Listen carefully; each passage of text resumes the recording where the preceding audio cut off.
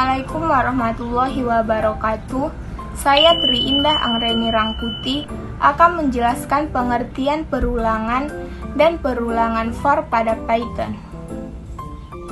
Pengertian perulangan. Perulangan dalam algoritma didefinisikan sebagai bentuk algoritma yang berfungsi untuk mengulang perintah-perintah baris program dengan aturan tertentu. Pengulangan bertujuan untuk mengefisienkan penulisan kode program, sehingga tidak perlu dilakukan berulang-ulang. Perulangan dalam dunia pemrograman adalah baris kode atau instruksi yang dieksekusi oleh komputer secara berulang-ulang sampai suatu kondisi tertentu terpenuhi. Konsep perulangan ini didukung di semua bahasa pemrograman modern, termaksud diantaranya adalah Python. Secara umum, Python mengeksekusi program baris per baris, mulai dari baris 1, 2, dan seterusnya. Ada kalanya kita perlu mengeksekusi satu baris atau satu blok kode program beberapa kali. Hal ini disebut dengan perulangan atau biasa disebut looping atau iterasi. Untuk lebih jelasnya, perhatikan gambar berikut. Pada gambar di atas bisa dilihat bahwa perulangan juga memerlukan tes kondisi. Bila hasil tes kondisi true, maka blok kode kembali dieksekusi. Tapi jika false, maka keluar dari perulangan. Dengan perulangan, kita bisa mengeksekusi suatu kode program berkali-kali dengan jumlah tertentu, atau selama sebuah kondisi tertentu terpenuhi. Sebenarnya, perulangan hampir sama seperti percabangan pada Python.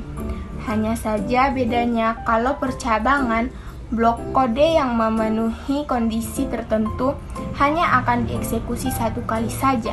Sedangkan perulangan ia akan dilakukan seterusnya berulang-ulang dengan jumlah tertentu atau selama kondisi tertentu terpenuhi. Pada Python, kita bisa melakukan perulangan dengan beberapa cara diantaranya. Perulangan for, perulangan while, fungsi rekurtif, tetapi pada kesempatan ini kami akan membahas tentang perulangan for. Perulangan for pada Python. Perulangan for adalah perulangan yang mengerjakan suatu pernyataan secara berulang-ulang. Perulangan for biasanya digunakan untuk mengulangi kode yang sudah diketahui banyak perulangannya, atau ketika kondisi kapan perulangan dihentikan dan banyaknya proses perulangan sudah diketahui. Perulangan for pada Python adalah perintah yang digunakan untuk melakukan iterasi dari sebuah nilai sequence atau data koleksi pada Python seperti list, tuple, string, range, dan lain-lain. For pada Python memiliki perilaku yang berbeda dengan for pada kebanyakan bahasa pemrograman yang lain. Karena pada Python ia sangat berkaitan dengan data sequence atau data kolektif.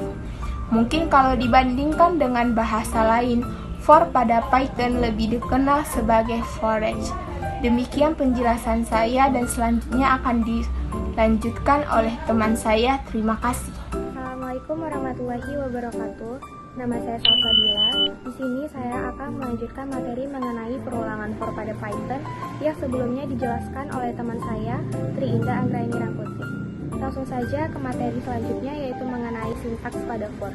Jadi terdapat 3 bagian penting mengenai sintaks for. Yang pertama yaitu adalah sequence. Sequence sendiri adalah nilai yang bersifat iterable atau nilai yang bisa diulang-ulang.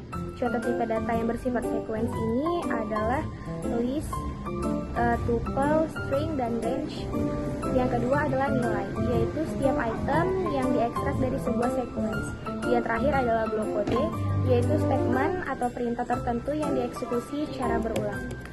Langsung saja ke contoh perulangan pada perulangan for pada Python. Yang pertama ada perulangan for dengan list.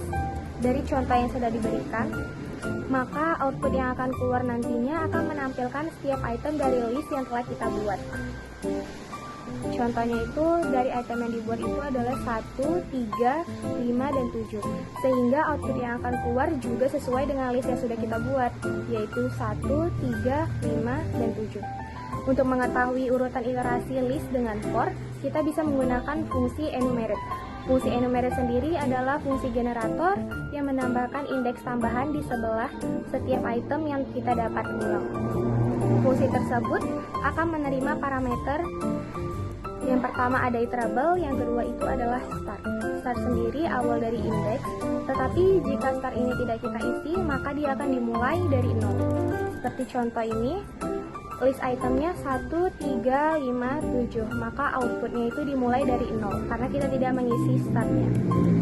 Selanjutnya adalah perulangan for dengan tuple. Tuple biasanya digunakan menggunakan tanda kurung. Sama seperti list, tuple juga memiliki nilai indeks yang akan mengakses item di dalamnya. Indeks list dengan tuple itu dimulai dari angka 0. Tuple adalah tipe data yang bersifat iterable, sehingga kita juga bisa memperlakukannya sebagai objek perulangan menggunakan for, sama seperti list sebelumnya. Contohnya itu, tuple itemnya 1, 2, 3, 4, dan 5, maka output yang keluar itu sesuai dengan list yang telah kita buat. 1, 2, 3, 4, dan 5. Sekian materi dari saya. Selanjutnya akan dilanjutkan oleh teman saya. Assalamualaikum warahmatullahi wabarakatuh.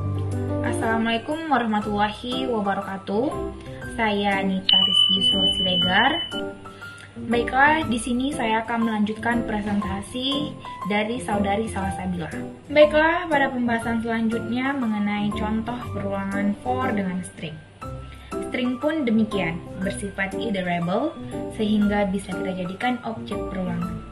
String itu ditandai dengan tanda petik 2 sehingga bisa menghasilkan output.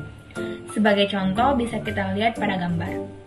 Begitulah kira-kira contoh for perulangan pada string. Selanjutnya perulangan for dengan range. Fungsi range sering digunakan sebagai counter pada perulangan for. Counter adalah sebuah variabel yang menyimpan hitungan berapa kali mengulang perulangan. Dan fungsi range juga dapat digunakan untuk menghasilkan deret bilangan. Dengan range, kita bisa melakukan perulangan dari 0 sampai kurang dari nilai range yang kita definisikan. Sebagai contoh, kita menggunakan angka 11, sehingga hasil perulangan yang didapatkan adalah 0 sampai dengan 10. Contoh programnya bisa dilihat pada gambar. Ada banyak sekali program yang dilakukan melalui for dengan range. Kita bisa memulai angka selain dari 0 untuk menghasilkan sebuah output. Kita juga bisa mendefinisikan bilangan. Untuk lebih jelasnya, kita bisa melihat contoh program pada gambar. Mungkin cukup sekian yang dapat saya sampaikan. Jika ada kesalahan, saya meminta maaf. Saya akhiri dengan wassalamualaikum warahmatullahi wabarakatuh.